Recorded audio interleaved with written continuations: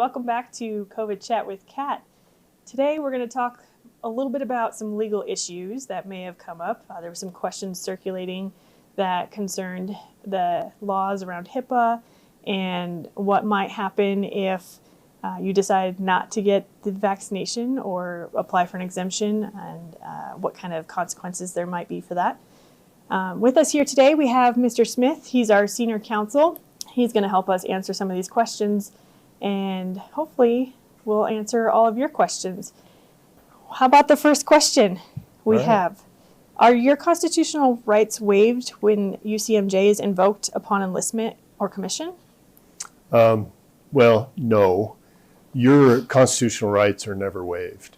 What happens when you enter the military is because of military, I'll say, necessities, readiness, health and safety. Certain constitutional rights are restricted. You never lose constitutional rights in the United States, but there are some restrictions. What might some of those restrictions be? Just elaborate a little. Well, like I said, it's really readiness and health and safety. So all of us who were in the military or are in the military, I keep forgetting I'm not in the military anymore. All of us had a whole slew of shots, for example, when we went to basic training. I mean, there's a ton of them. Those were a requirement to be in the military. They're not a requirement to live in the United States. They are a requirement for some schools and stuff. But that's a restriction on your constitutional rights. It's not a waiver. They don't go away. Okay. So if I didn't want to get the flu shot, would that fall into the same category? Yes. So in the military, because of readiness or health and safety of the force, there are various things you have to do. For example, you have to be physically fit. You have to pass a fitness test. You have to have certain minimum requirements in terms of your physical health. There are certain diseases, for example, that are service disqualifying. So there are certain things you just have to do. The flu shot, historically, the flu shot has always been mandated. It is one of the shots you get when you go to basic training. It hasn't been you get it or you have to get out. So it has been treated a little bit different. It has never been you can't deploy that I'm aware of without a flu shot. So it's a little different than the current COVID vaccine.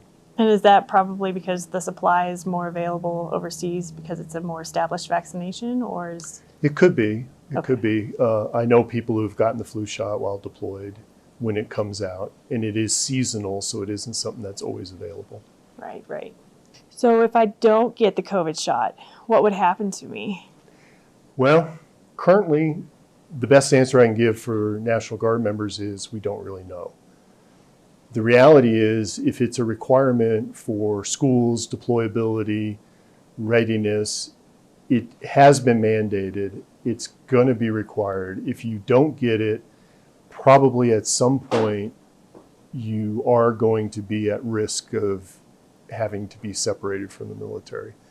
Just like any other condition that you can't meet to stay in the military. So if I know that separation is a possibility, is there an option to do that voluntarily, or do I have to wait for somebody to administratively discharge me? Well, under both the AFI, I have to make sure I get it right, 363209, and the Army Reg 135-178, there is what's called a voluntary separation, which it's for your own convenience. It's used for a lot of folks when they get pregnant or they have young children issues and it becomes difficult for them to stay in the military. And that is available to anybody. The basis would be whatever you want to say, like I don't want to get the COVID vaccine. And there is a process already set up through both G1 on the Army side and FSS on the air side to do that. It's not mandatory. You can ask and you could be told no. Okay, good to know. So how would you address the worries about Hipaa concerns and being mandated to say whether we're vaccinated or not? Right. Talked about this a lot. We've talked about it. HIPAA is an interesting piece of federal law, What a lot of people forget is there is in the law what's called the military command exception to Hipaa. And basically that says that if military command, broadly defined, has a need to know and can articulate a reason to know your physical, medical well-being, then they can ask and it's not a Hipaa violation. Perfect example is you have surgery, you're tapped to go deploy. They can ask your provider, can you deploy? Have you recovered enough to deploy even if you're not totally recovered? In the COVID case, if COVID vaccines are considered required for deployability, they can ask you, have you had the vaccine? And they can ask you to prove it. Not a Hipaa violation, specifically excluded under federal law, under the military command exception. So is that something that we would see if we wanted to get on an airline that required the Hipaa card, or sorry, the COVID card? Well, that's an interesting issue. So my understanding, it's still kind of in flux, but my understanding what the current administration is pushing for is essentially an Osha requirement for proof of vaccine. And that's if Osha, the Occupational Health and Safety Administration, says for public safety, you have to be able to prove that before you get in the confined space of an airliner, then they could make you prove it. Currently, it's being done kind of under an emergency rule, but beyond that, I can't really tell you. But that's how they get there, is they call it a public health problem under OSHA. Okay, that makes sense. Let's see, another question we had here was the potential impact on military readiness, health and safety.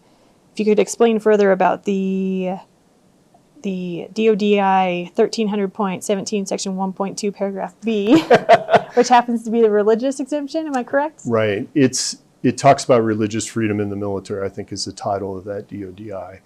And that particular paragraph talks about religious accommodations. So in the military, you can ask for a religious accommodation. Typically, the two seen most prevalently is some religions, you're supposed to wear a beard. You're not supposed to shave for men. That's a religious accommodation. The other is various headgear under various organized religions. The distinction for the COVID vaccine that is difficult is the religious accommodation in that very DI says, unless it's contrary to medical readiness or health and safety. So those where those two things come from. They are a restriction on requesting a religious accommodation.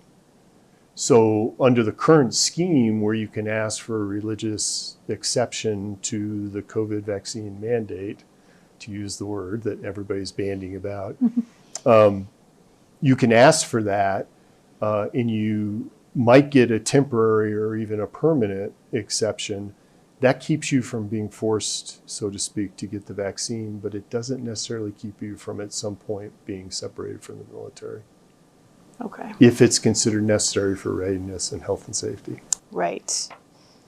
I'll just flip over here. And I think the last thing that we had that was a big deal that people were talking about was the Nuremberg Code. Could you expand on that a little bit? Right. I had to look that up. I've heard about that years and years ago. So the Nuremberg trials at the close of World War II, they tried a bunch of the Nazis from Nazi Germany. The Nuremberg Code came out of the trials and inquiry into some of the medical experimentation done by the Nazis in the concentration camps. The code really was developed, I had to look it up, 1947. It really has 10 components, really having to do with medical experimentation. And it required consent of the subject. It required a bunch of things like that. There had to be a greater purpose. It had to be the possibility of the subject's health being impacted negatively long-term, had to be weighed against what you're trying to find out.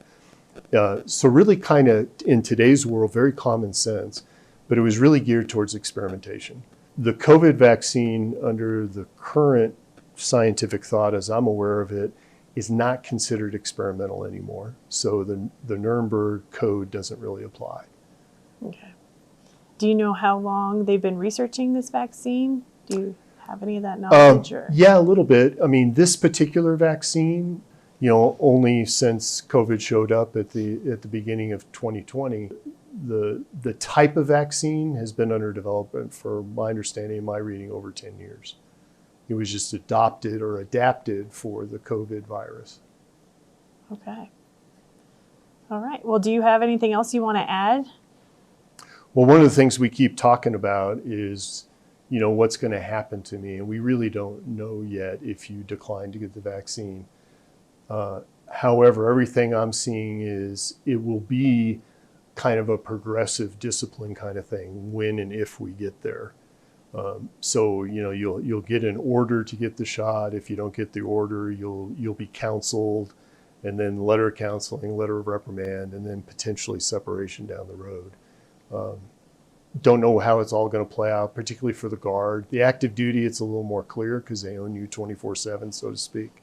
For our drill status guardsmen, it's very much not clear. So we're still kind of fighting over that. Always seems to be clear as mud in the Guard. Yeah, that's why they hire people like me. Okay. Well, sir, I think that's all of the questions I have for you, unless you wanted to add anything else at the end. Nope. Except, I'll say, in talking with our lawyers, we wish there was more concrete guidance, and we're told it's in the works for the Guard. So all I can tell people is you just got to make a choice. It's like so many things in life. If you want to maintain your military career, I know, having sat down with the general officers, the senior leaders on both the Army and the air side, as we've struggled through some of these issues, they very much don't want to lose anybody. That is their desire. Mm-hmm. The fact that we have to deal with this COVID vaccine very much goes against General Porter's number one priority, which is strength, so that we have the people to do our job. But also it's because we care about the people. And they really do. They don't want people who are highly trained professionals in our military force to be lost, because we value each and every one of them. So I can definitely tell folks, having sat with the senior leadership of the Wyoming Guard, they really don't want this to impact people's career. But like we all know, we're part of a military organization. We're not alone. We have to meet the federal mandates. And so we get stuck a little bit. So thanks. Well, thank you for joining us today. I truly appreciate you coming on and giving us some of your legal expertise there.